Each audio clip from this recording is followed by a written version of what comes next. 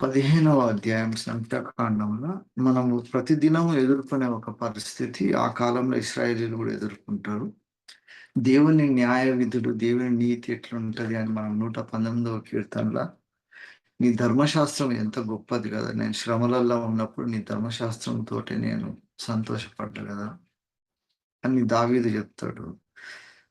పాత నిబంధన కాలం మోషేతోటి ధర్మశాస్త్రం ఇవ్వకముందు పరిస్థితులుంటాయి. తర్వాత మోషే ధర్మశాస్త్రం ఇచ్చినంక దేవుని ఆలోచన విధానంలో, దేవుని జడ్జిమెంట్‌లో గూడా ఫర్మ్‌గుంటదామె.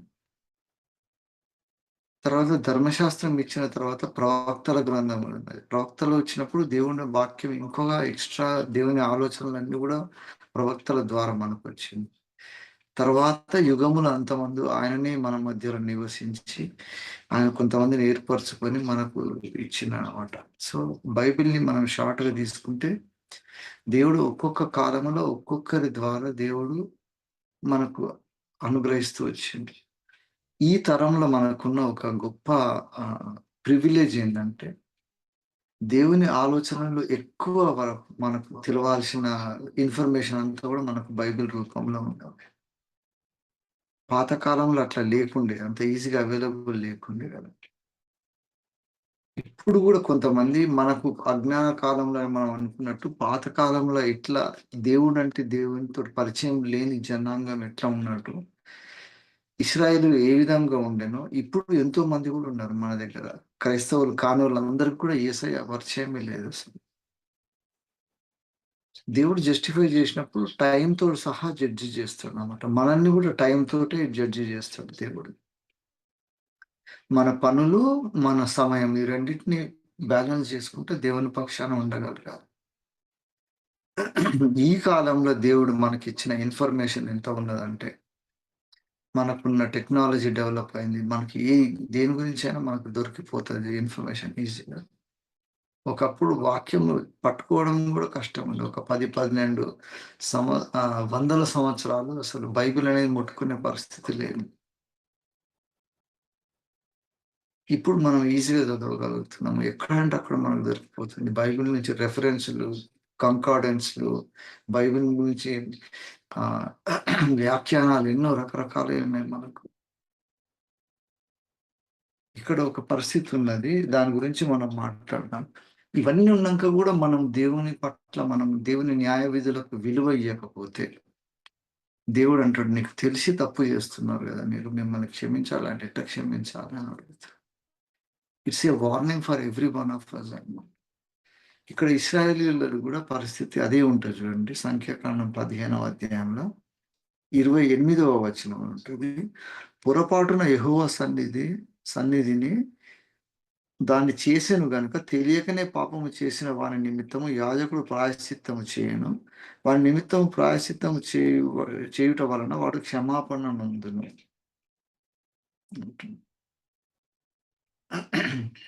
ఇంకొకటేమంటుండంటే, అయితే దేశమందు పుట్టినవాడే గాని, పరదేశీయే గాని ఎవడైనను సాహసించి పాపము చేసిన ఎడల, వాడు యెహోవాను తృణీకరించిన వాడగును గనక అట్టివాడు నిశ్చయంగా జనులలో ఉండకుండా కొట్టివేయబడును.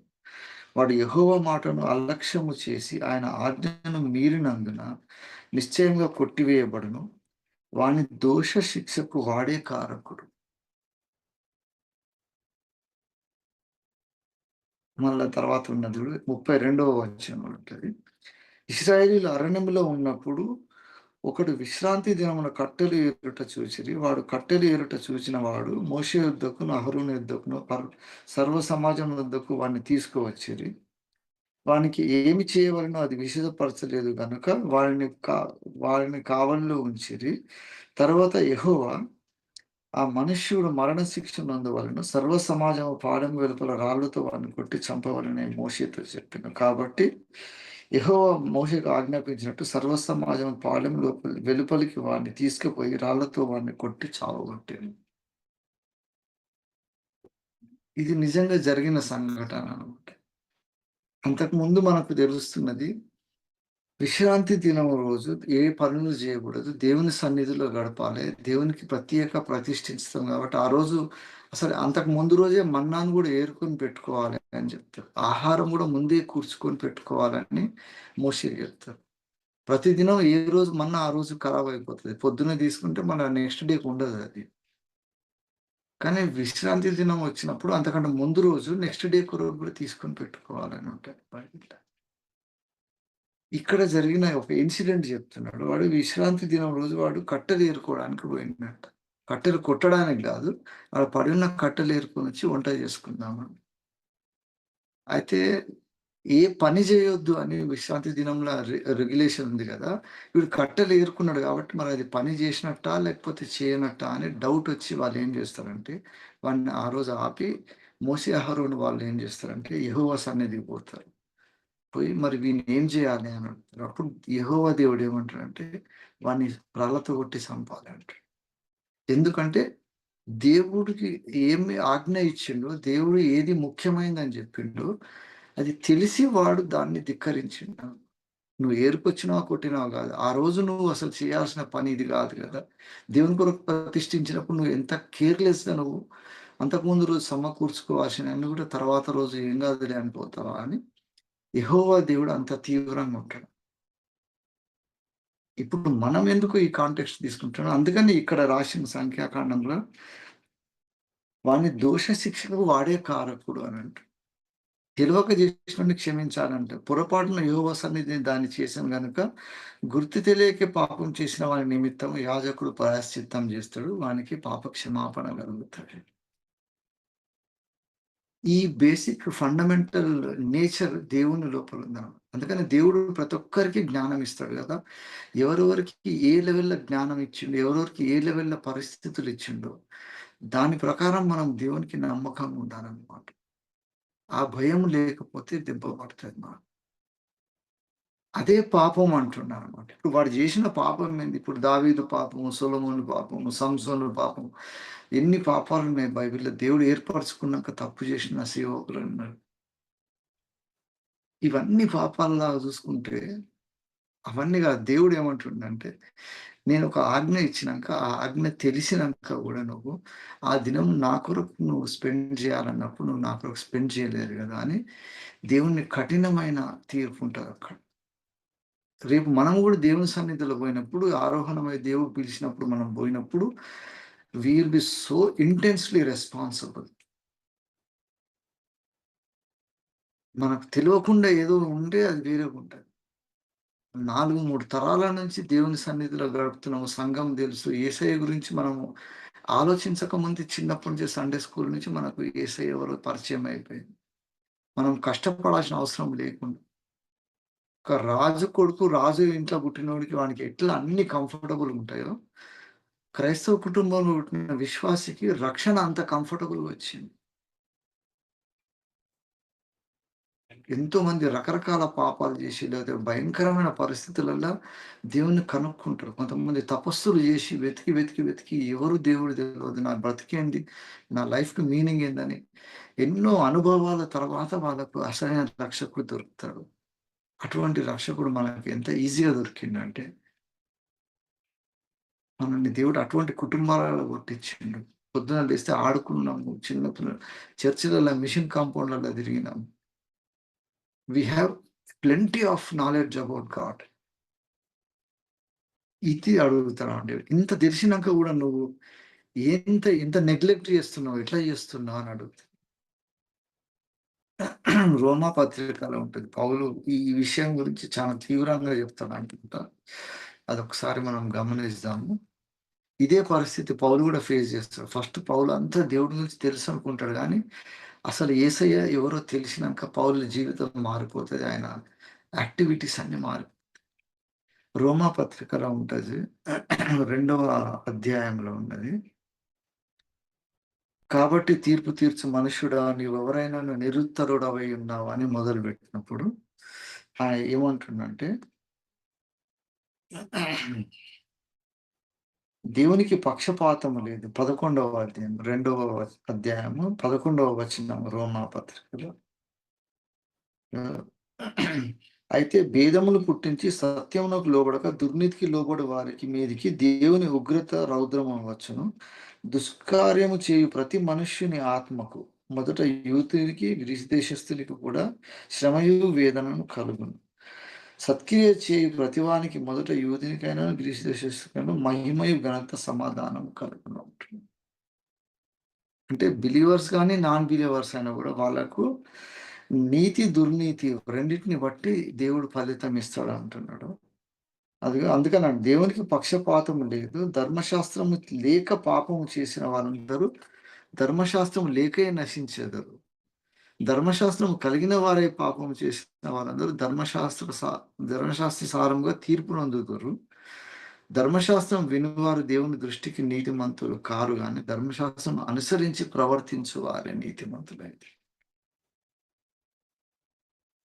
ఇది కాదనమాట. అందుకనే దేవుడు అన్నాడు ధర్మశాస్త్రం తెలవకుండా కూడా నీతిమంతులుగా ఉన్నోళ్ళు కొంతమంది ఉంటారు. అప్పుడు దేవుడు అంటాడు వాళ్ళకు నేనే ధర్మశాస్త్రం అయి ఉంటాను. వాళ్ళ హృదయములో రాసి ఉంది కదా నా ధర్మశాస్త్రం. అందుకని వారిని రక్షిస్తున్నానంటాడు. కొంతమంది ఏమో అంతా తెలిసి ధర్మశాస్త్రంతో నాలెడ్జ్ ఉన్నాక కూడా దేవునికి విరుద్ధంగా ఉంటారు. వాళ్ళకు అప్పుడు దేవుడు అంటాడు. వాళ్ళకు నేను తీవ్రమైన పరిస్థితి క్రియేట్ అయితది. దానికి వాళ్ళు జవాబు చెప్పాల్సి వస్తది అంటాడన్నమాట. ఈ విషయము దేవుడు అన్నాడు యేసయ్య ఆరోహణం కాకముందు యేసయ్య సిలువ వేయబడ్డాక మూడవ దినం లేవబడక ముందు ఆ 3 రోజులు యేసయ్య పరదైసులో ఉంటాడు. అక్కడ సిలువ ఏయబడ్డ ఆ దొంగ ఉంటాడు ఒకాయన. వీళ్ళందరూ ఉంటారు. యేసయ్య ఆ 3 దినాలు ఉన్నప్పుడు తర్వాత చెరగా తీసుకుపోక ముందు యేసయ్య ఇదే మాట్లాడుతాడన్నమాట అక్కడ వాళ్ళతోటి. ఆ ఆత్మలతోటి మాట్లాడి మీ ఇంతకాలం ఆదాము నుంచి మొదలుపెడితే ఇప్పటి వరకు ఎవరెవరు ఏమేమి చేసిండ్రో మీరు చేసిన యజ్ఞాలు, యాగాలు వీటన్నిటికీ కూడా ఇదే ప్రూఫ్ నేనే కదా అని చూపిస్తాడు. అదే విషయం చెప్తాడన్నమాట. దానికి ముఖ్యంగా మనకు ఉండవలసింది ఏందంటే దేవుడు అడిగేది మనస్సాక్షి నిర్మలంగా ఉండాలంట. మనస్సాక్షి నిర్మలంగా ఉండడం అంటే ఏందంటే మనస్సాక్షిని మనము చెడగొట్టుకోగలుగుతాం. ఆ కెపాసిటీ మనకిచ్చిండు దేవుడు. మన మనస్సాక్షిని మనము ట్యూన్ చేసుకోవచ్చనమాట. చేసి అది నిర్మలంగా ఉండాలా? లేకపోతే నిర్మలంగా లేకుండా కరప్ట్ జేయొచ్చు దాన్ని. మనస్సాక్షిని మనం కరప్ట్ జేసినప్పుడు తప్పకుండా మనం రాంగ్ డైరెక్షన్‌లోనే పోతాం. అటువంటి వాళ్ళకు పాపక్షమాపణ ఉండదు. ఎందుకంటే వాడు తెలిసి వాడు దేవుని న్యాయ విధులు ఈ విధంగా ఉంటే కూడా ఇట్లా కూడా ఉండొచ్చులే అని వీడు కొత్తగా న్యాయ విధులు క్రియేట్ చేస్తున్నాడన్నమాట. అందుకే దేవుడు అంటాడన్నమాట. జీరో టాలరెన్స్ అంటాడు దేవుడు అక్కడ. కొంచెం కూడా నేను స్పేర్ చేయను. I'm going to punish him. ఏముంది కట్టెలే ఏరుకున్నాడు కదా! వాడు విశ్రాంతి దినం. వాడు ఏం పాపం చేసిండు? వ్యభిచారం చేసిండా? హత్య చేసిండా? 10 ఆజ్ఞలలో ఏందంటే మొదటి ఆజ్ఞనే దెబ్బలు పడ్డదంట. దేవుణ్ణి ప్రేమించాలి. దేవుణ్ణి సేవించాలి. ఆయన ఆజ్ఞలను, కట్టడలను, విధులకు విలువయ్యాలి. ఎందుకంటే దేవుడిచ్చి ఆజ్ఞలను పాటించాలని ఎందుకన్నాడంటే, ఆ ఆజ్ఞల వలనే మన మనస్సాక్షి పవిత్రమైతుంటదనం. ఆ ఆజ్ఞలు అందుకనే దేవుడు అంత కఠినంగా ఆజ్ఞని అతిక్రమిస్తే అదే పాపం అని అన్నాడు.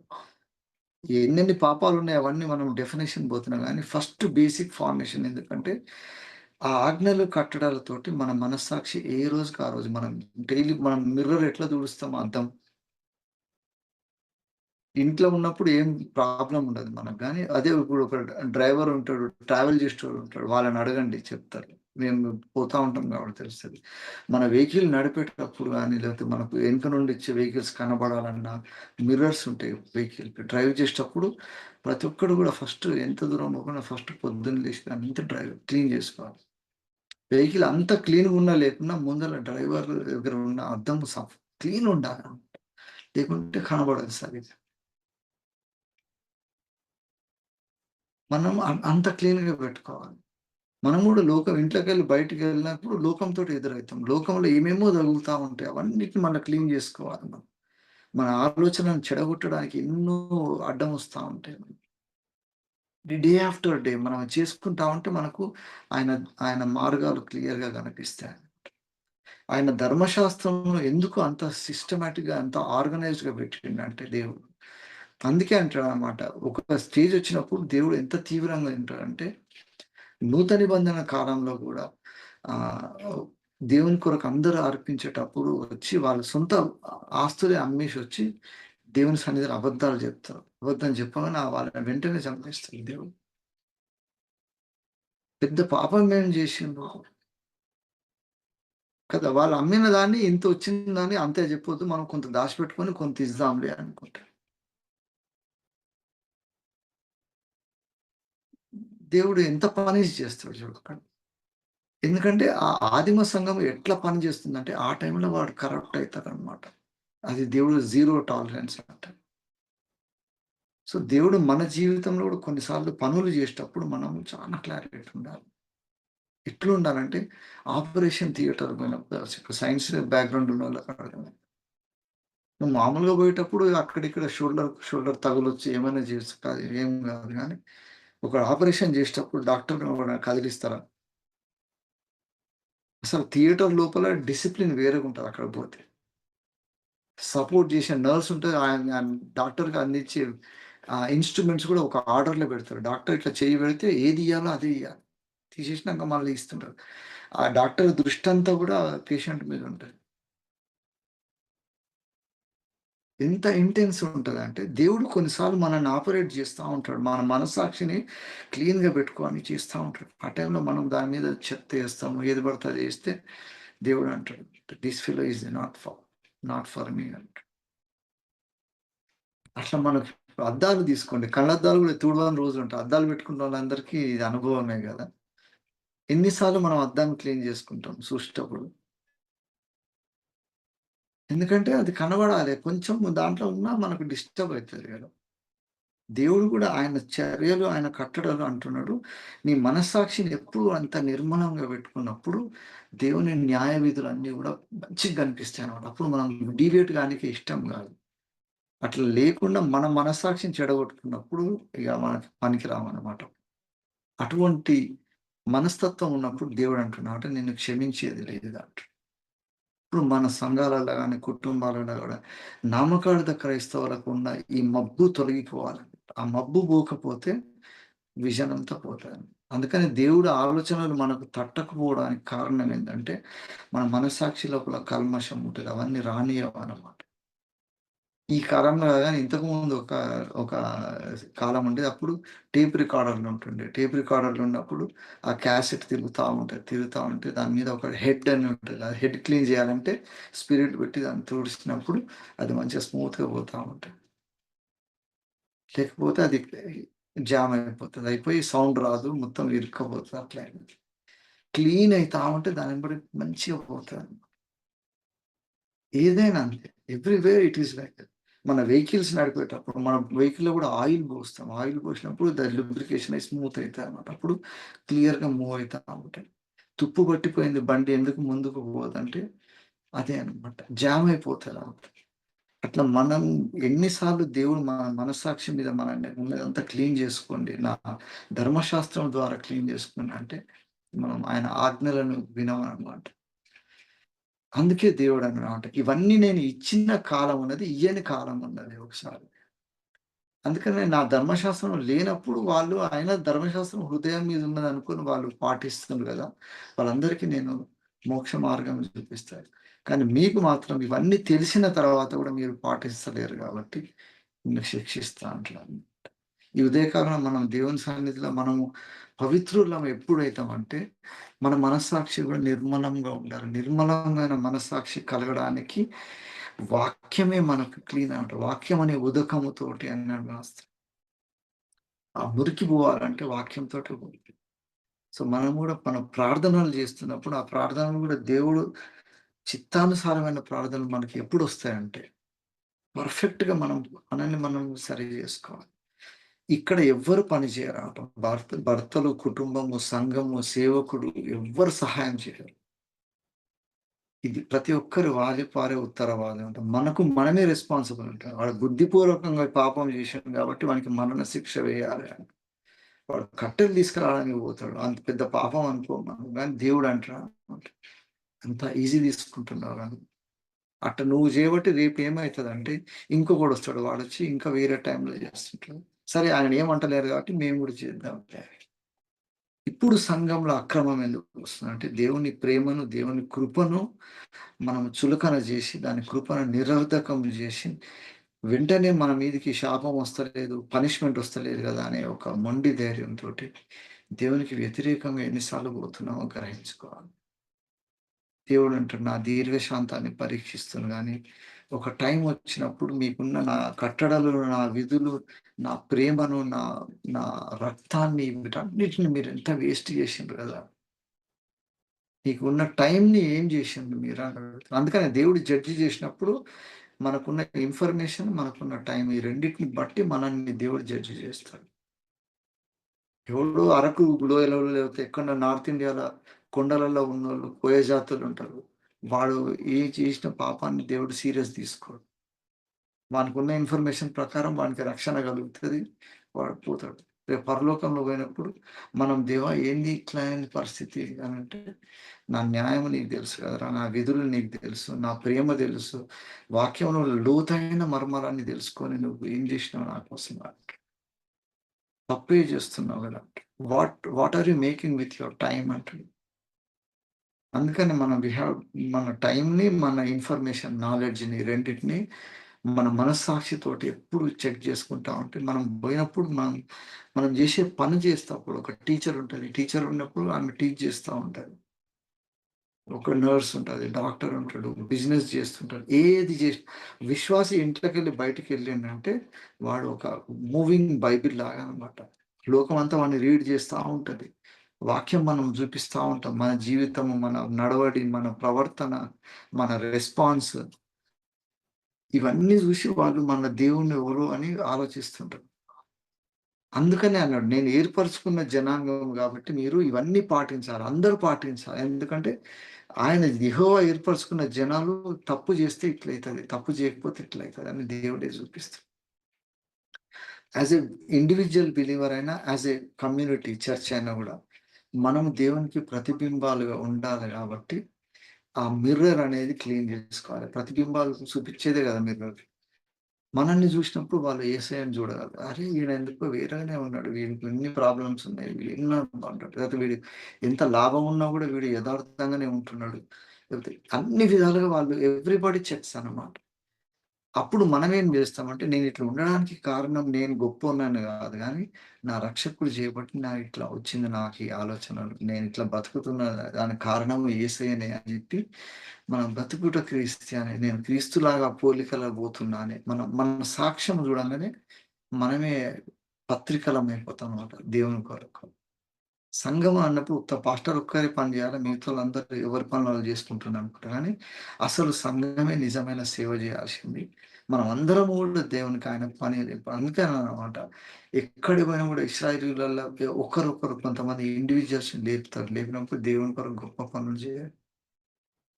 మనము గూడా ఇప్పుడు ఏం జేస్తున్నాము? మన మనస్సాక్షిని క్లీన్ బెట్టుకుంటున్నామా లేదా? Every day are we cleaning the conscience of our inner self. ఇది చెక్ జేసుకున్నప్పుడు మన మనస్సాక్షి ఏమంటదో దానికి మనం వినాలి. ఎందుకంటే దేవుని ఆత్మ మన మనస్సాక్షితోటి టచ్ జేస్తది. పరిశుద్ధాత్మ దేవుడు మనతోటి ఎక్కడ మాట్లాడతాడు? ఎటువంటి కమ్యూనికేషన్ ఉంటదంటే, మన మనస్సాక్షితోటి పరిశుద్ధాత్మ దేవుడు మాట్లాడి చెప్తాడనమాట. కల్మషం లేని మనస్సాక్షి ఉన్నప్పుడు దేవుని ఆత్మ ఎట్లా జెప్పిందో అదే జెప్తది మనకు గూడా. అప్పుడు మన మనస్సాక్షి గద్దించినప్పుడు మనం దానికి వినాలి. మన మనస్సాక్షి తప్పన్నప్పుడు మనం తప్పనుకొని ఒప్పుకొని సరి జేసుకోవాలి.